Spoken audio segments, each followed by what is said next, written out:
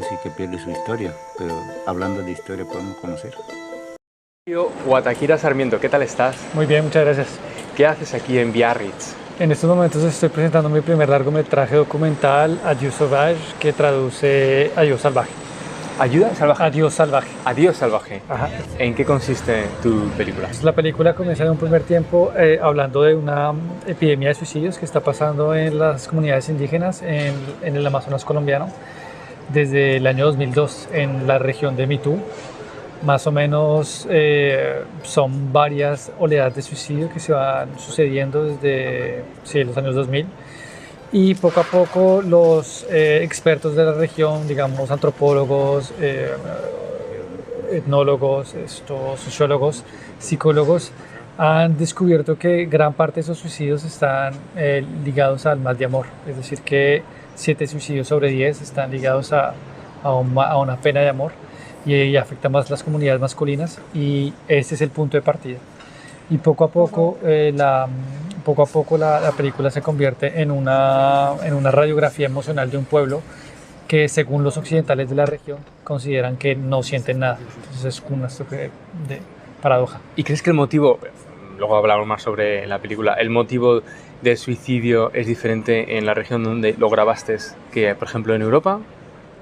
Claro que sí, porque la región en la que lo grabamos, es decir, en Mitú, en el Amazonas, afecta a los pueblos de primera nación, y esos pueblos son afectados porque hay una gran occidentalización de la zona, y esa occidentalización existe en gran parte, fundamentalmente, vía el amor romántico que conocemos en Occidente, es decir, el amor que nosotros conocemos cualquier occidental en esta parte del planeta, es un amor romántico que refleja mucho la cultura y la civilización occidental, y ese tipo de amor no existe en las comunidades indígenas, y al pasar ese tipo de... y la occidentalización de la región se puede, digamos, medir por ese amor romántico que afecta a las comunidades, porque atrae a las mujeres que se van de esas comunidades para ir a vivir esas historias de amor con otros hombres blancos de la región y abandonan también al hombre indígena en esas comunidades. Por lo tanto, los suicidios suelen ser en su mayoría, por lo que creo entender, de hombres más que de mujeres. Sí, afecta más que todo las comunidades masculinas, pero igualmente afecta a niños, también afecta a adolescentes y mujeres, obviamente. ¿Cómo se te ocurrió esa idea?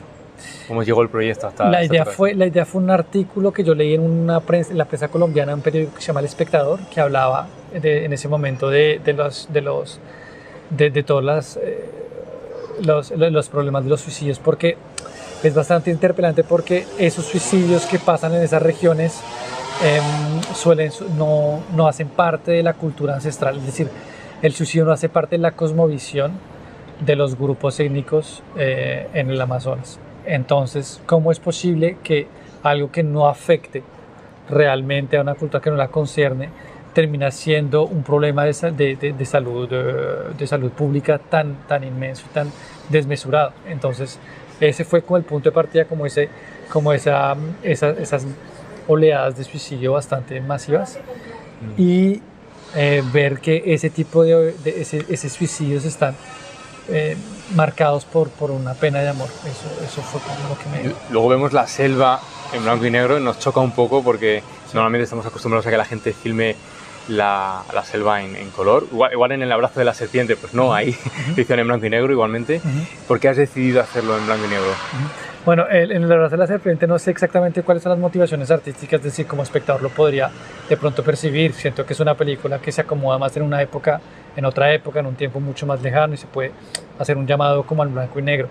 Ahora, no sé si sea una de las razones o la sola, no lo sé, pero principalmente nosotros decidimos hacer la película en blanco y negro porque consideramos que es una información que no es necesaria para la película. Es decir, que yo quería principalmente quitarle todo tipo de exotización a la selva.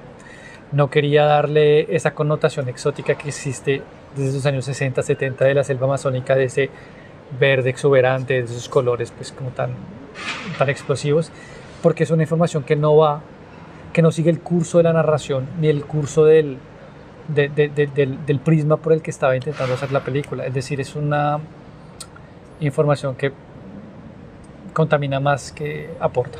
Entonces, la ideal era simplemente coger esa información, retirarla y llegar más rápidamente como algo más íntimo, más personal. Y gracias a esa radiografía, ¿qué mensaje, aparte del tema de los suicidios, qué mensaje quiere aportar tu película?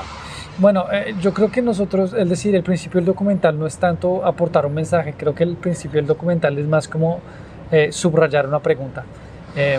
No tengo ninguna pretensión de responder a las preguntas que se pueden instalar y que se están trabajando desde hace ya varios años.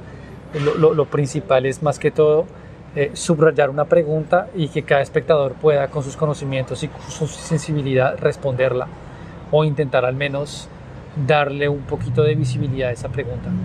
Pero bueno, personalmente podría tener un mensaje que ya es personal y es propio, pero no creo que se vehicule mucho en la película, y es esa noción de la importancia de la preservación de los pueblos indígenas que merecen una existencia diferente que el hecho de ser como absorbidos y destruidos por la occidentalización. Luego, el tema de producción, vemos que el título está en francés. ¿Algún motivo por el tema de la producción? ¿Cómo fue el proceso de producción y por qué el título es en francés? Bueno, el título es en francés y la producción, bueno, la película tiene una nacionalidad que es franco-belga, belgo-francesa, es decir, mayoritariamente belga y luego francesa.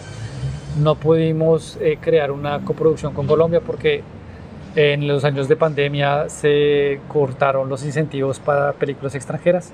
Entonces ese año pues se cortaron, es decir, Colombia no pudo generar esos acuerdos. Entonces por esas razones técnicas la película no tiene nacionalidad colombiana, aparte de la mía, que soy colombiano. Pero el proceso es en francés porque también habla como de un desarraigo, también habla como de esa pérdida de cultura personal que yo experimento en mi día a día, porque vivo en Bélgica desde hace 11 años, luego viví en Francia hace 5 años, desde hace 17 años vivo en Europa hablando francés, y eso hace también que se pierda como esa noción importante de lo que es uno como persona. Entonces también la película va de eso, y la pensé, la escribí y la dirigí en francés, y siento que eso aporta ese no man's land en el que yo me encuentro cultural, y creo que eso es por ese sentido que también se va en francés. Igual tiene un rapport, ¿no? Una relación con la película, ¿no? El tema de la occidentalización, que pierden sus raíces. En tu caso, a lo mejor, pregunto, ¿has perdido un poquito de tus raíces colombianas al vivir en Bélgica? Sí, total. ¿Y eso es malo, es bueno? ¿Cómo lo ves? Eso es algo triste, es decir, ahorita estoy, triste, estoy leyendo en estos momentos un ensayo que se llama Rester barbare, que se llama como seguir bárbaro, y ya entonces hace una analogía entre lo que es el ser bárbaro y ser salvaje, y siente que el salvaje como una cierta candicidad, ¿no? Y en bárbaro es como algo un poco más incontrolable, y hay como un estudio como una especie de formulación que es interesante, que es decir,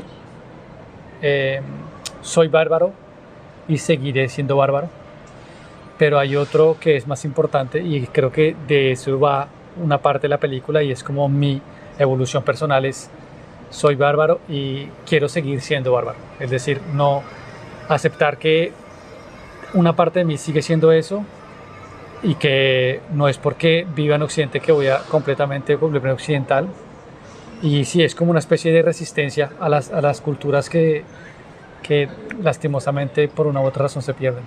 Pues nada, pues te deseamos lo mejor, Sergio. Muchas gracias. En Biarritz, en competición, y que disfrutes de esta maravillosa ciudad. Vale, muchas gracias. Gracias. Saludos a todos.